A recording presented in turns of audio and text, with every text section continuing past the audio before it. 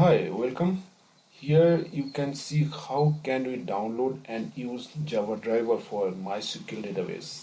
This steps is mandatory when we configure MySQL with Apache Hive for Metastore. Hive uses this Java driver to store all the Metastore data in the tables reside on MySQL database through JDBC API.